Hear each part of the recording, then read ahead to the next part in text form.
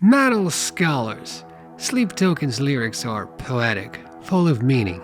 There are numerous possibilities for us to wonder and ponder about lyrical connections to psychology, mythology, religion. I've done many videos on lots of possible connections, and today's video is about that, but there's like a literary twist.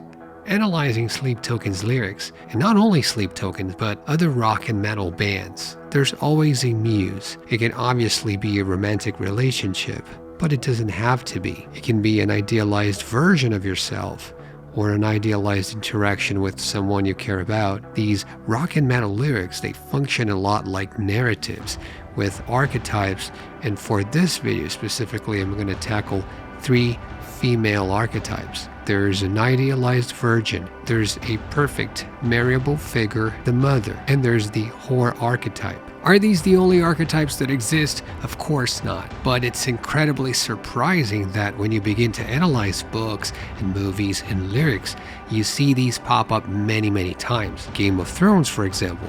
Another book like 100 Years of Solitude by Gabriel Garcia Marquez. Let's look at the Bible. Well, you have Mary, mother of Christ. She's like a paradox because she's both the mother and the virgin. Abraham's wife, Sarah, she's the mother. Then you have Mary Magdalene as the whore. How about movies? Pretty Woman, for example. You have the archetypes of the virgin and the whore. American Beauty or Black Swan. Alright, what about music? Well, an amazing song that delves into these archetypes is Danzig's Mother. In this story, Danzig is actually the whore. He is just singing a letter to his mother and father, who can also stand for Mary and God or Jesus, and he says, well, tell your children not to walk my way. That means that being a mother is all about being the right person to tread the correct path. And being a father in this case is being in the divine light. So being close to the state of the virgin in the sense of the divine. There are many examples, like the album Lulu by Metallica and Lou Reed is 100% focused on those archetypes. Songs like Mother from Pink Floyd. A song like Black by Pearl Jam is going to feature the virgin and the mother archetypes. A song with all 3 archetypes would be She Talks to Angels by the Black Crowes. There are moments where the muse is just untouched and pure, and other moments where she's motherly or demeaned. The last and the most typical example would be Madonna's Like a Virgin. There's the interplay of innocence and desire and the emotional journey of falling in love. Let's go back to Sleep Token, shall we? Where do they fit here? I've found many examples, but I'm going to share 2 of the virgin or the divine archetype. Songs like Levitate or The Summoning. When you levitate and you reach the place of angels, you are holy, you are divine and untouched. For The Summoning, you have the taste of the divine, right? The taste of the divine. Did I mistake you for a sign from God? Are you an idealized Madonna?